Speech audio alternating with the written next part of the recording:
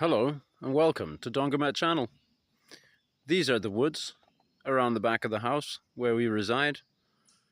This is the first of the way in. You can see I put some wood chips down there to facilitate the movement of the four-wheeler.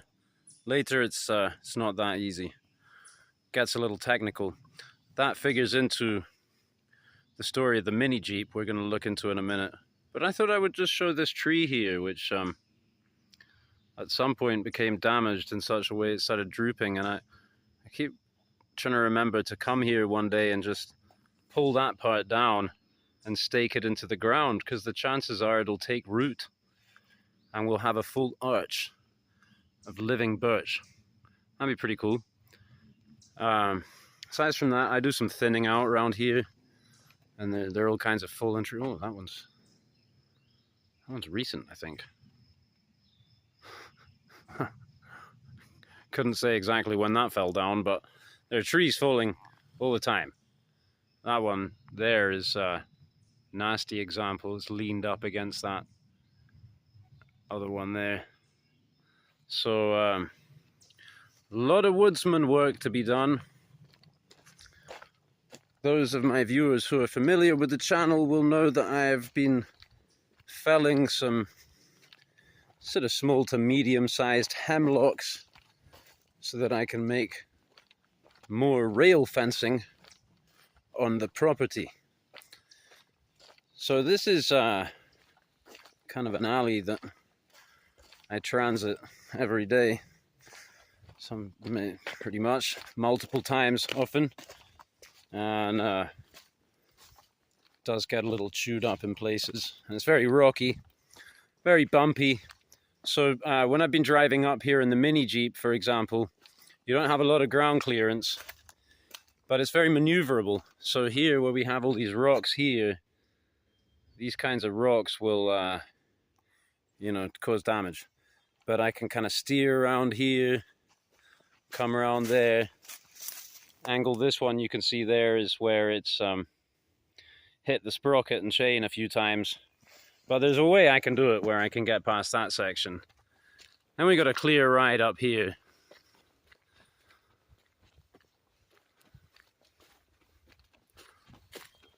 The dogs love to run up and down this hill, of course.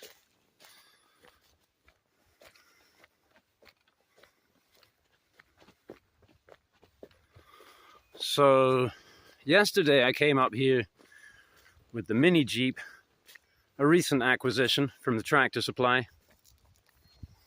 An amazingly fun toy and quite a handy tool as well.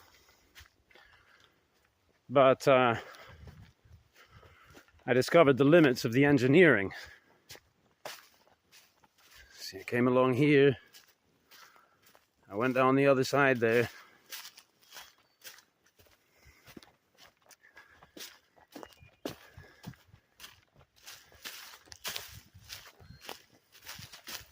Oh, just dropped my gloves.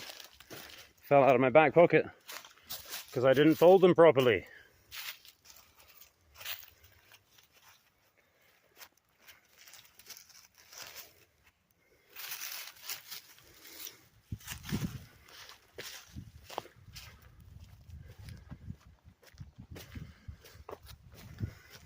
Right, so I took off down there.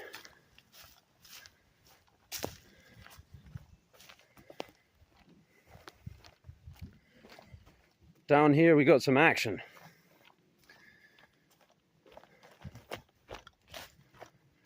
I had this tree, I think I've shown this maybe. Oh no, I didn't, maybe that video never made it. Right, so I had this hemlock here that I started felling.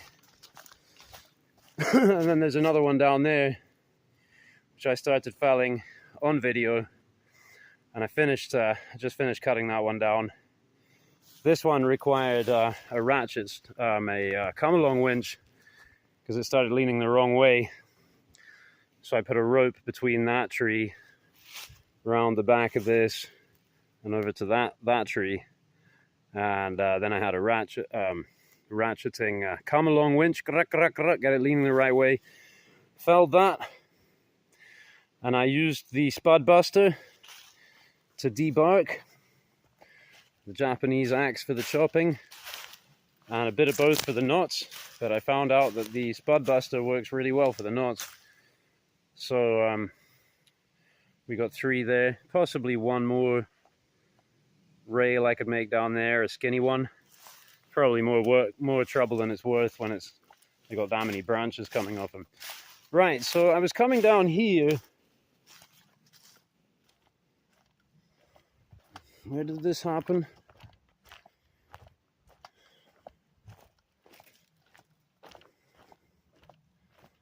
Must have been on this rock here. Kind of got caught up on that rock in the mini Jeep, and when I turned the wheel, the wheel came off in my hand. Yeah. So that's why we just saw the four-wheeler up there, because I came and got the four-wheeler and attached that to the back of the mini Jeep and just kind of half towed, half dragged the mini Jeep, because there's no way to affect the steering. Well, there is actually. I realized I could have just turned the wheel straight with my hand. I thought they would turn themselves straight. Maybe they did. Maybe they would just all the way up. I don't know. But anyway, we dragged her all the way back.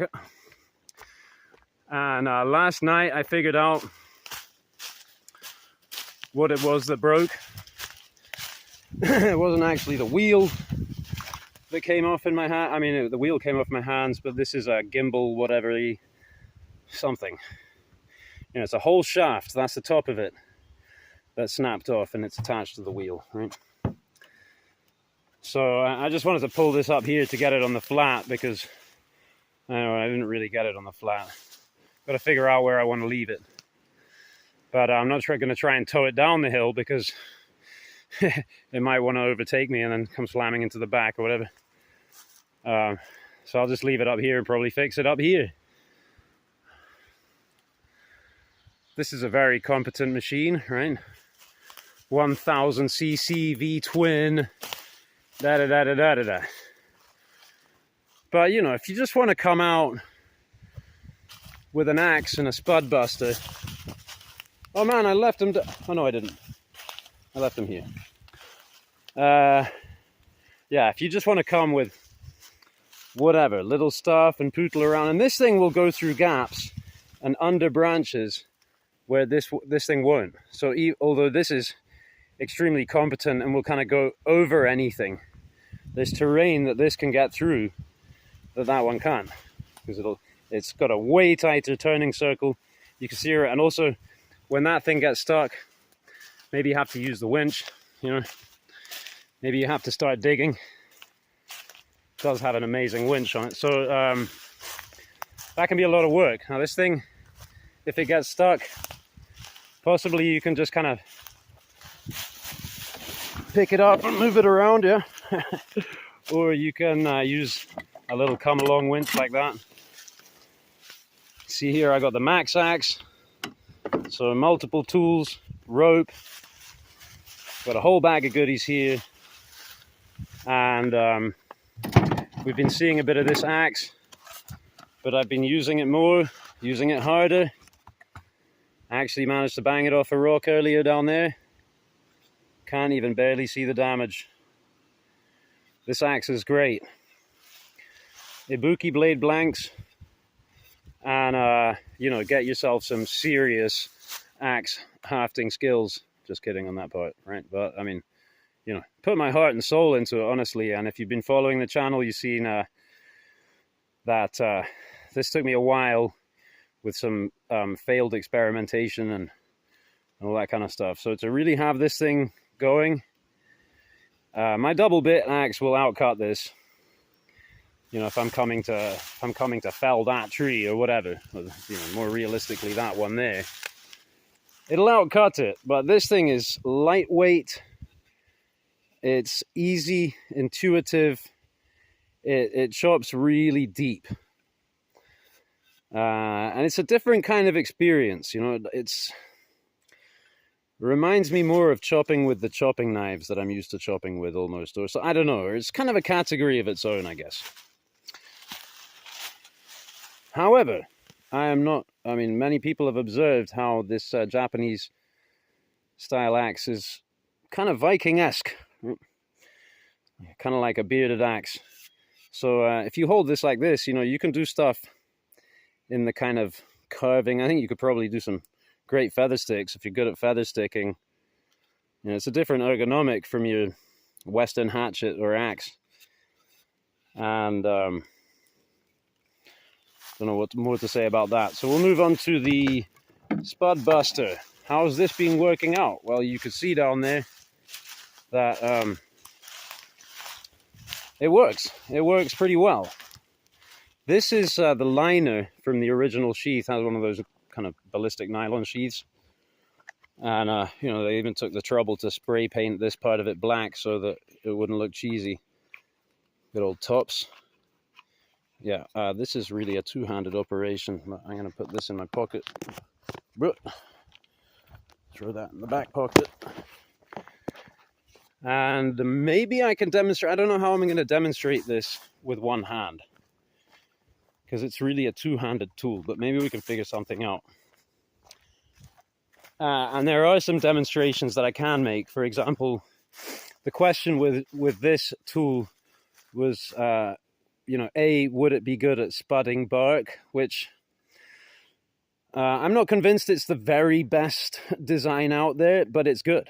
I mean, it's better than what I'd tried so far. So I'm happy. You know, I feel like it's going to amortize itself. I haven't necessarily spent as much time using it yet as I did making it, but by the time I've done that, I reckon it'll be pretty well amortized, all things told, you know, my feelings on the matter anyway. Yeah, so the question was not just whether it would be able to spud bark, but whether it would be able to kind of smash stuff. So for example, on this hemlock, you know, we got this branch here is dead, okay? And when you try, this is just the kind of thing that will break a knife. So, and there's really very little point whatsoever in hitting that with an edged anything. You just want to smash it.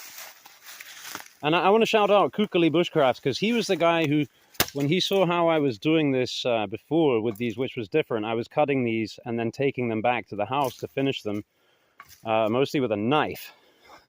And he said, I would just be smashing those knots out with a hatchet or an axe. Pretty sure that was Tim who said that. And he's absolutely right. See this knot here, you know, that is punishingly hard. So I have knives that'll do it, and they deal with it very well, but it just doesn't seem to be that much point when you can actually smash it. Also, see that? Now when you smash it out, you get a kind of almost you get this well, you know? Whereas if you're trying to cut it out, now you have to cut out all of this part around it. Because what I'm looking for is that none of this is still too rough, right? But I would rather maybe tidy that up now with a knife or something. This tool is a little unwieldy for this part, but you can do it. I have two hands better. Yeah? What I want to get it to is that I can run my hands over it, or I can hoist this on my shoulder and nothing is going to injure me. You know, it can be uncomfortable, it can be rough, but I don't want it to be injurious, any of these things, right? Which definitely could be. That's very hard. It's very brittle. It'll smash out. So here, this one, for example, is pretty hard. Now, I think I made an overstrike already and I damaged. So here you can see that will damage the wood if I overstrike. Not badly. There's still some epoxy there. But this already, if I hit with that, which is pretty crusty looking, but if this is polished up, it looks gorgeous. Yeah, if I hit with that, that's very resilient. And if I hit with any of this, it doesn't really... I banged this off a rock as well, accidentally, up there. You know, it's extremely robust. The whole thing is extremely robust and well-joined. And so